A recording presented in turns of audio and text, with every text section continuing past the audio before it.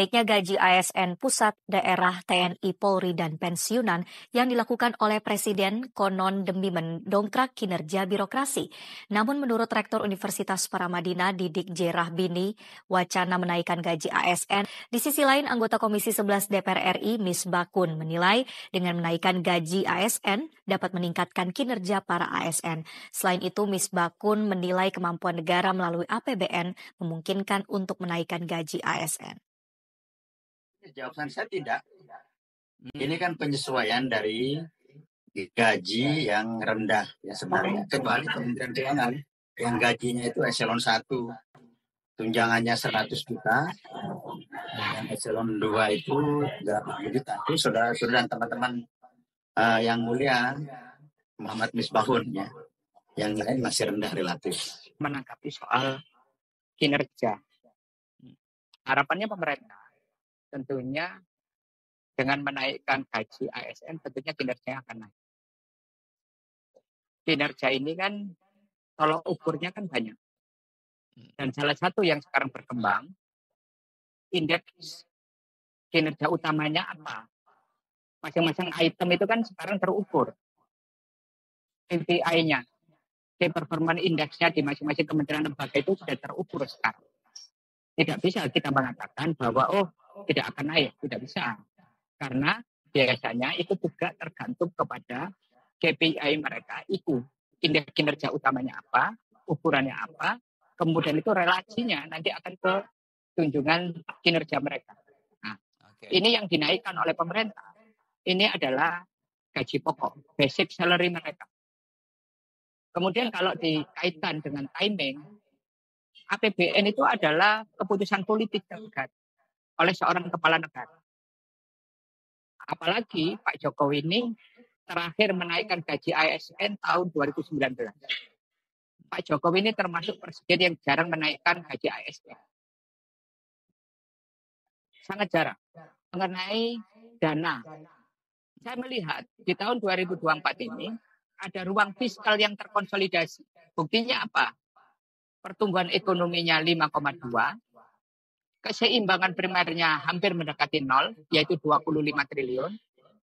Kemudian defisitnya 2,29. Artinya apa? Ruang fiskal pemerintah ada. Jawabannya terima kasih. Jawabannya adalah memang karena kita pensiun Bapak Ibu.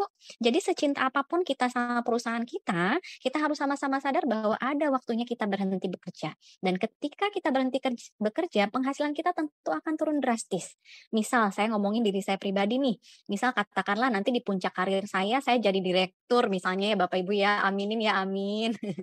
Nah, ketika saya jadi direktur, katakanlah gaji saya 100 juta rupiah per bulan.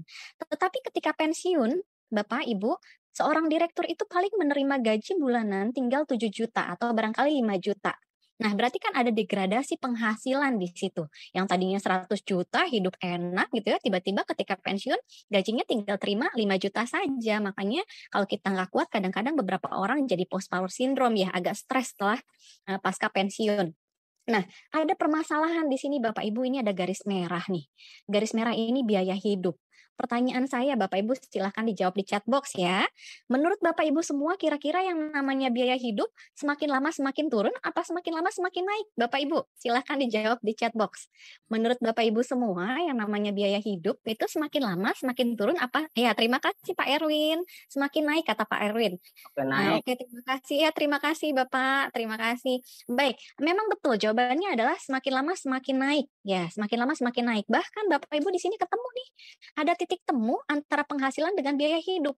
Yang satu semakin lama semakin turun penghasilannya, tapi biaya hidup justru sedang menuju puncak gitu. Nah, disinilah kunci kegagalan kita biasanya kalau kita tidak persiapkan dengan baik. Kenapa? Bayangkan Bapak Ibu pensiun kita terima berapa sih? Paling 2 juta, 3 juta gitu ya. Tetapi biaya hidup lagi tinggi-tingginya. Ini kita baru ngomongin biaya hidup. Kita kadang juga suka lupa bahwa nikmat kesehatan itu oleh Allah Subhanahu wa taala ya, oleh Tuhan, itu ditarik satu persatu justru ketika usia pensiun. Nah, yang namanya nikmat kesehatan ketika ditarik siap-siap kita harus siapin dana kesehatan karena memang resiko kesehatannya akan semakin tinggi. Waduh, udah gaji saya tinggal 2 juta, habis sama biaya hidup belum kalau saya sakit-sakitan. Nah, itu yang memang harus kita persiapkan dengan baik. Di slide selanjutnya ini saya mau cerita hal yang sedih, mohon izin Bapak Ibu, tapi ini fakta yang harus saya sampaikan kepada Bapak Ibu semua ya. Saya selalu sedih nih kalau lihat tabel ini, tapi mudah-mudahan tidak terjadi sama kita semua. Tahukah Bapak Ibu bahwa ini hasil dari Badan Statistik? Jadi katanya gini, kalau dikumpulkan 100 orang, penduduk Indonesia yang aktif bekerja, artinya bukan pengangguran ya Bapak Ibu ya, memang orang-orang ini aktif bekerja, artinya punya penghasilan. Nah, tahukah Bapak Ibu bahwa ternyata faktanya ketika memasuki hari pensiun, 60% orang ini, 60%-nya itu tetap harus menggantungkan hari tuanya kepada orang lain. Tuh, faktanya mencengangkan loh Bapak Ibu, bahwa ternyata ketika hari tua, ketika pensiun, 60 orang yang bekerja ini tetap harus menggantungkan hari tuanya kepada orang lain. Boleh dijawab di chat box siapakah orang lain yang saya maksud Bapak Ibu? Boleh dijawab, silahkan dibantu. Menurut Bapak Ibu semua, siapa sih orang lain yang saya maksud?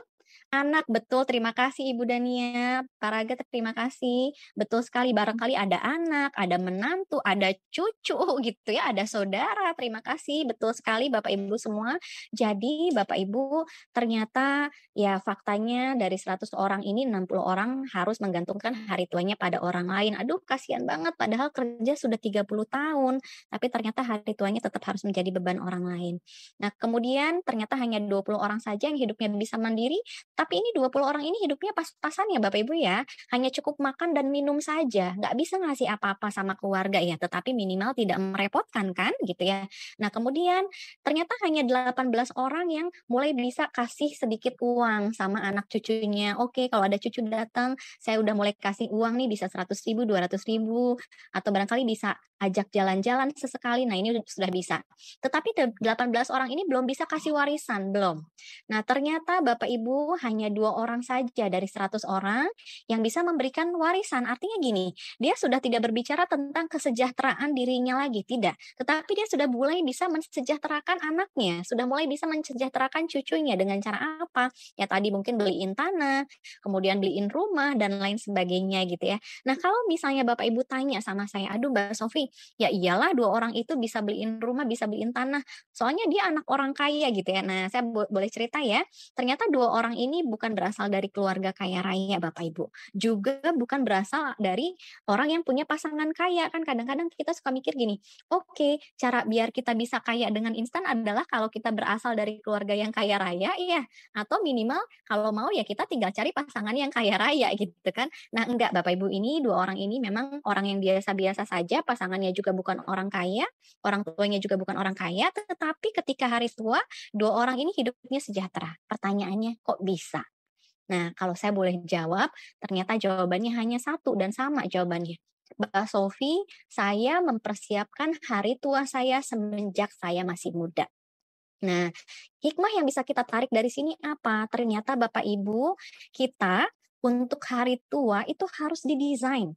Kalau kira-kira sekarang Bapak Ibu sadar nih, oke saya belum ada persiapan hari tua, yuk dari sekarang Bapak Ibu. Karena yang bisa mendesain hari tua itu adalah Bapak Ibu. Nah sekarang kalau kita panjang umur nih, kalau kita panjang usia, dikasih rejeki sehat oleh Allah, berarti kan hari tua menjadi suatu kepastian ya. Berarti kan pensiun jadi pasti kalau kita memang panjang umur. Tetapi Bapak Ibu, pensiun sejahtera itu adalah pilihan Bapak Ibu semua. Jadi pensiunnya pasti, tetapi pensiun yang sejahtera itu pilihan Bapak Ibu semua. Semua kembali kepada Bapak Ibu mau mendesain seperti apa hari tua Bapak Ibu, jadi diserahkan kepada Bapak Ibu. Nah, kita di Taspen dan Taspen Live, kita punya produk unggulan namanya adalah Taspinsif, di mana produk ini adalah kita bisa memastikan hari tua Bapak Ibu bisa lebih sejahtera gitu ya. Yang pertama Bapak Ibu, kalau Bapak Ibu ikut produk Taspinsif, kita akan memberikan rate bunga yang kompetitif. Kenapa rate bunganya kompetitif? Karena kita kasih untuk tahun ini 5,5% per tahun pengembangannya. Bapak Ibu, kalau saya datang ke bank manapun ya, ke bank manapun, kemudian saya bilang ke CS-nya gini, saya mau dapetin bunga dong 5,5%, saya harus simpen berapa di deposito gitu ya. Saya tanya gitu ke CS. Maka CS-nya akan jawab begini, oke Mbak Sofi mau rate 5,5%, boleh. Silahkan taruh ke kita 500 juta minimal.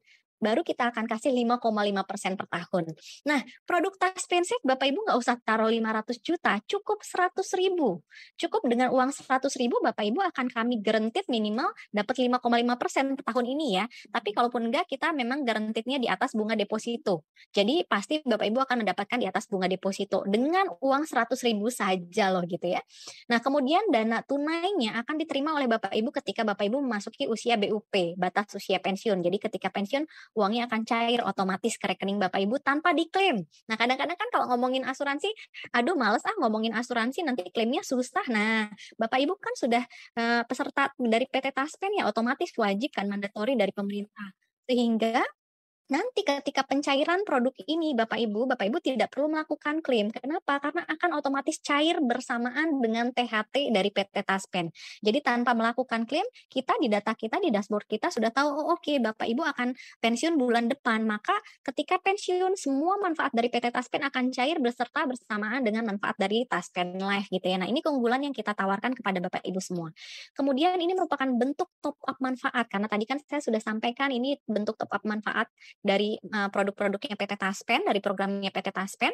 Kemudian ini keunggulan kita nih Bapak Ibu, karena kita adalah perusahaan asuransi, jadi selain Bapak Ibu tadi diinvestasikan uangnya, tetapi juga kami memberikan perlindungan kepada seluruh peserta kami. Jadi kalau misalnya di tengah jalan, resiko kan kadang-kadang nggak tahu ya Bapak Ibu ya. Kadang-kadang kita lupa bahwa syarat untuk meninggal dunia gitu ya, syarat untuk mati itu bukan tua. Saya usia 34 tahun, tidak jadi jaminan Bapak Ibu saya bisa hidup lebih lama ketimbang Bapak Ibu gitu ya. Nah, jadi artinya resiko bisa terjadi kapanpun. Nah, apakah ketika resiko terjadi kita sudah siap gitu. Nah, dengan adanya Taspen Safe di mana Bapak Ibu juga selain berinvestasi tapi juga diproteksi sehingga minimal persiapan kita jadi lebih matang gitu ya. Nah, oke, ini adalah persyaratan untuk masuknya Bapak Ibu tertanggung minimal 5 sampai 60 tahun, kemudian pemegang polis 18 sampai 75 tahun. Berapa sih pembayarannya Mbak Sofi? Cukup 100.000? Bapak Ibu cukup setorkan ke kita minimal 100.000, nanti kita bisa berikan manfaat investasinya tadi di atas deposito, di mana Bapak Ibu kalau naruh deposito untuk dapat segitu harus 500 juta, di kita cukup 100.000 juga udah langsung dapat 5,5% ya. Nah, ini contoh kasus nih Bapak Ibu. Ini contoh kasus, misal ada nasabah usianya 25 tahun nih. Ada ASN usia 25 tahun, kemudian ingin nabung 100.000 per bulan. Pensiunnya usia 58. Berapa sih yang akan didapatkan? Sebetulnya yang ASN tersebut setorkan itu kan 39.600.000 nih.